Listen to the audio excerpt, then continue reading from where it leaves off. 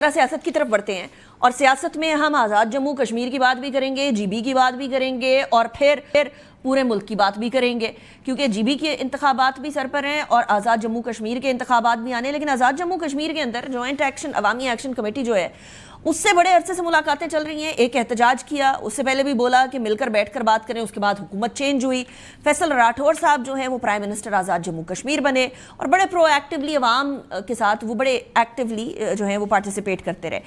38 نکات دیے تھے عوامی ایکشن کمیٹی نے، جس کے اندر سے 35 مان لیے گئے اور ان 35 کے بعد 3 نکات بچ گئے ہیں۔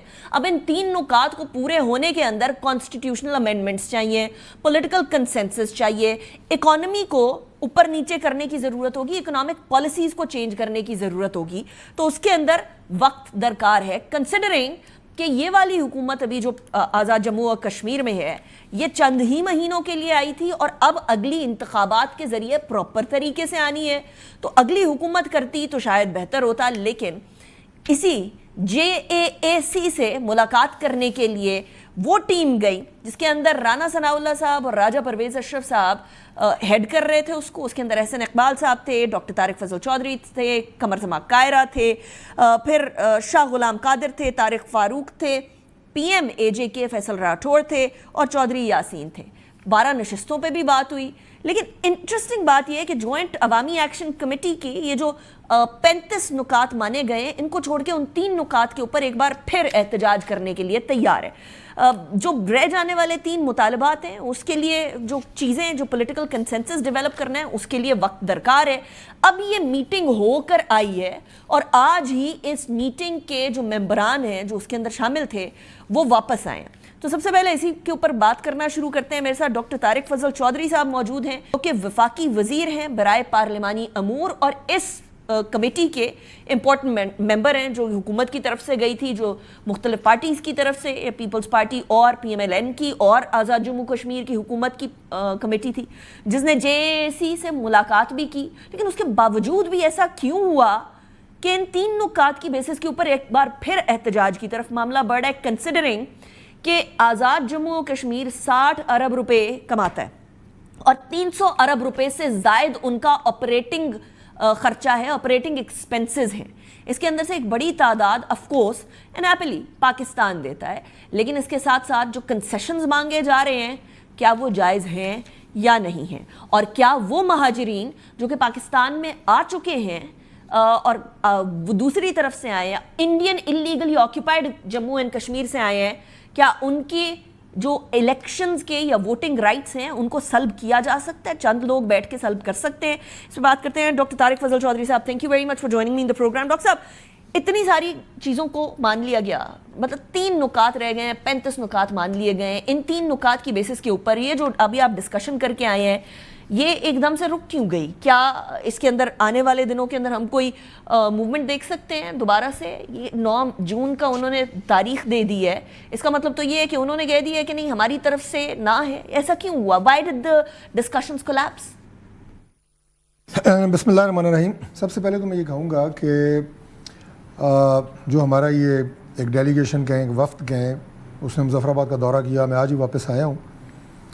وہ آزاد کشمیر گورنمنٹ کی درخواست پہ یہ وفد جو ہے پرائم منسٹر آف پاکستان نے تشکیل دیا تھا کہ تاکہ پرامن طریقے سے جو وہاں پہ ابھی اپ کمنگ الیکشنز ہیں اور وہ متوقع ہیں انشاءاللہ یا تو 30-31 جولائی کو یا 1-2 اگست کو، جو کہ ایک آئینی صورتحال ہے، جو ٹائم ہے اس کے مطابق وہ وہاں پہ ہونے ہیں، تاکہ وہ پرامن طریقے سے ہوں۔ چونکہ جوائنٹ ایکشن کمیٹی نے وہاں پہ کچھ دوبارہ مطالبات کی بات کی ہے۔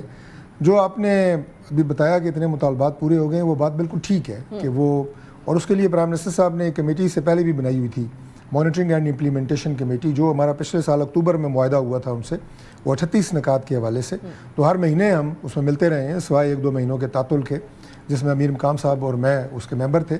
تو وہ مطالبات جو ہیں وہ جو امپلیمنٹیشن والے تھے وہ پورے ہو گئے ہیں، جس کے لیے کوئی PC1 بننے ہیں، فنڈ درکار ہیں، وہ اس پروسیس میں ہیں، جو کہ ظاہر ہے کسی بھی پروجیکٹ کے لیے ایک due course of process and time ہوتا ہے، تو اس میں کوئی مسئلہ نہیں ہے۔ یہ اس وقت جو مطالبہ مین مطالبہ تھا وہ جو 12 مہاجر سیٹیں ہیں جو پاکستان میں مقیم ہیں، یہ مہاجرین آزاد کشمیر کے اور مقبوضہ کشمیر کے خاص طور پہ، ان کے حوالے سے تھا کہ ان کو ختم کیا جائے. یہ مطالبہ ہے جوائنٹ ایکشن کمیٹی کا. اب اس کے لیے ہماری کوشش یہ ہے کہ پچھلے مارچز میں بھی قیمتی انسانی جانوں کا نقصان ہوا, 12-14 ہلاکتیں جو ہیں یہ پیچھے جو سپٹمبر 2025 میں مارچ ہوا اس میں ہوئیں. تو ہم کسی طرح کے بھی کانفلکٹ کو اوائڈ کرنے کے لیے دوبارہ وہاں پہ گئے تھے. بڑی تفصیل سے ان سے کل ہماری کو 3 نشستیں ہوئی ہیں. اور پہلی بات تو میں یہ واضح کر دوں آپ کے پروگرام کے ذریعے کہ ہم نے یہ نہیں کہا انہیں کہ ہم 12 سیٹوں کے خاتمے کے حوالے سے بالکل بات سننے کے لیے تیار نہیں ہیں. ہم نے انہیں یہ کہا ہے کہ ہم بات چیت کے ذریعے کوئی راستہ اس میں سے نکال سکتے ہیں. اس کے لیے کانسٹیٹیوشنل امینڈمنٹ چاہیے ہوگی نا ڈاکٹر صاحب؟ جی آف کورس اس کے راستے یہی ہیں. دیکھیں سب سے پہلے تو جو راستہ ہے نا وہ تو بات کی بات ہے. سب سے پہلے تو آپ نے یہ کنسنسس ڈیولپ کرنا ہے کہ کیا وہ جو تقریباً 20 سے 25 لاکھ مہاجرین پاکستان میں آباد ہیں, کیا ان کی وہ 12 سیٹیں آپ نے ختم کرنی ہے یا نہیں. سب سے پہلی بات تو یہ ہے کہ ایک کمرے کے اندر بیٹھ کے چند افراد یہ فیصلہ نہیں کر سکتے. ہم نے انہیں چند تجاویز دی ہیں, 3 تجاویز ہم نے انہیں فلوٹ کی ہیں جوائنٹ ایکشن کمیٹی کو, جس میں سے ایک یہ ہے کہ ایک آل پارٹیز کانفرنس ہمیں بلانی چاہیے.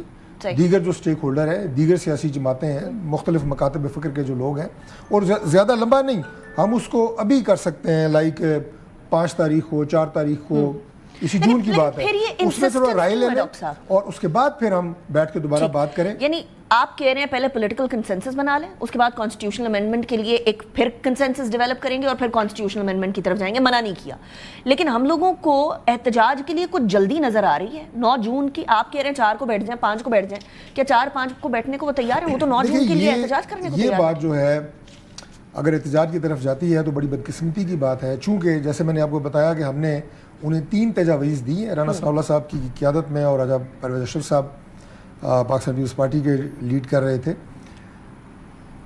اس کے متبادل انہوں نے ہمیں ان سیٹوں کے حوالے سے 2 تجاویز دی ہیں. میرا خیال ہے ابھی مناسب نہیں ہے انہیں پبلک کرنا, کیونکہ طے یہی تھا کہ ابھی اس پہ بات چیت ہوگی اور اس کے بعد انہیں پبلک کیا جائے گا.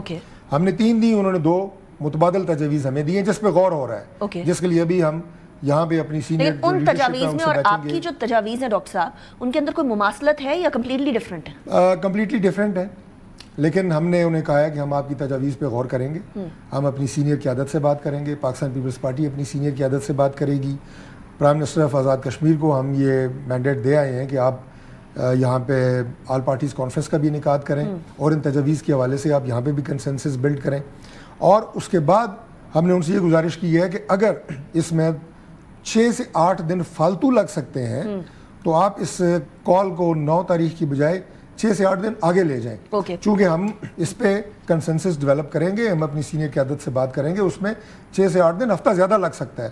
تو مجھے امید ہے کہ اگر وہ اتنے بڑے کاز کی بات کر رہے ہیں تو 1 ہفتہ اس کال کو آگے کرنے میں کوئی آر نہیں ہونا چاہیے. اور اگر ضد ہے کہ ہم نے 9 کو ہی کرنا ہے اور اس میں اگر کوئی تصادم ہوتا ہے تو میں سمجھتا ہوں کہ اس کے لیے یہ اچھی بات نہیں ہے, ہونا نہیں چاہیے. اگر ضد بن جاتی ہے تو میرا سوال یہ ہے کہ آپ وہاں کیونکہ ان سے گفتگو کرتے رہے ہیں, گاہے بگاہے کرتے رہے ہیں, اکتوبر کے اندر بھی اور اس کے بعد بھی جو ملاقاتیں ہوئی ہیں, you been an integral part through and through اس سارے پروسیس کا.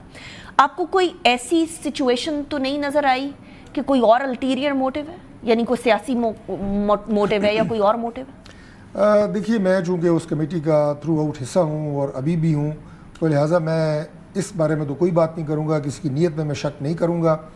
لیکن یہ ضرور میں کہوں گا کہ اس سے پہلے جو ان کے مطالبات تھے وہ پبلک انٹرسٹ کے تھے, جیسے ٹیکسز کے حوالے سے ہیں, ہاسپٹلس کے حوالے سے ہیں, اسکولس کے حوالے سے ہیں, نیا بورڈ بنانے کے حوالے سے ہیں, یہ بجلی کی قیمتیں ہیں, آٹے کی قیمتیں ہیں, یہ پبلک انٹرسٹ کی چیزیں ہیں.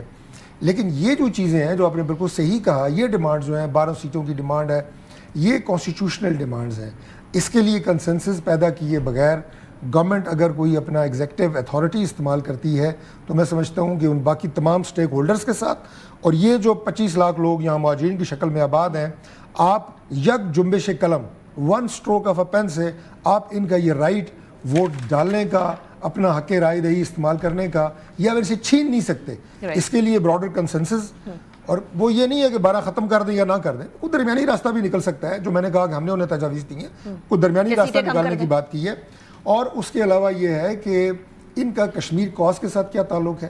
ہمارا الٹیمیٹ حل ہے جو مسئلہ کشمیر کا, وہ جو اقوام متحدہ کی قراردادیں ہیں اس میں پلیبیسائٹ ہے کہ اس میں انہوں نے اپنے حق رائے دہی وہاں پہ بھی استعمال کرنا ہے جب انشاءاللہ تعالیٰ میں یہ مسئلہ کشمیر کا حل ہونا ہے. تو لہٰذا آپ خود تو ان کو اگر رائٹ ان کا اسٹرائک کر دیں گے تو انٹرنیشنل لیول کے اوپر ان کا رائٹ کیسے تسلیم کیا جائے گا. یہ وہ نکات ہیں جن کے اوپر بات ہوئی ہے, بڑے ویلڈ نکات ہیں یہ, اور میں سمجھتا ہوں دوبارہ میں یہ کہوں گا, اور میں آپ کے پروگرام کی وساطت سے بھی اپنے ان دوستوں سے گزارش کروں گا جوائنٹ ایکشن کمیٹی کے, کہ اس کے اوپر آپ کی رائے پہ ہم غور کر رہے ہیں. ہم نے جو آپ کو آپشنز دیے ہیں آپ اس پہ غور کریں, اور اس میں 6-8 دن اگر فالتو لگتے ہیں تو بیٹھ کے میں یہ کہوں گا کہ مذاکرات جو ہیں وہ تعطل کا شکار ہوئے ہیں, یعنی اس میں فیل نہیں ہوا, فیل نہیں ہوئے. ہم نے اسے بالکل نہیں کہا کہ فیل ہوئے ہیں. آپ اپنی سیاسی بصیرت سے مجھے بتائیں ڈاکٹر صاحب, آپ کو لگتا ہے کہ اس کا حل میز کے اوپر آپ کو ہوتا ہوا نظر آ رہا ہے یا نہیں, امید کے علاوہ؟ دیکھیے ہماری طرف سے میں نے آپ کو کہا ہے کہ اس طرح کا کوئی ڈیڈ لاک نہیں ہے کہ جی ہم آپ کی بات سننے کے لیے تیار نہیں. دوسری طرف سے ہم انہیں سیٹیں کم کرنے کے اوپر بالکل بات ہی نہیں سننا چاہتے, تو پھر تو آپ کہیں کہ یہ بالکل ڈیڈ لاک ہے. لیکن یہ تمام جو آپشنز کا تبادلہ ہوا ہے, اس کے بعد دوسری طرف سے بھی مثبت رویہ آنا چاہیے, اور سینیٹی کی بات ہونی چاہیے, اور افہام و تفہیم کی بات ہونی چاہیے, تو یہ مسئلہ حل ہو سکتا ہے. اوکے.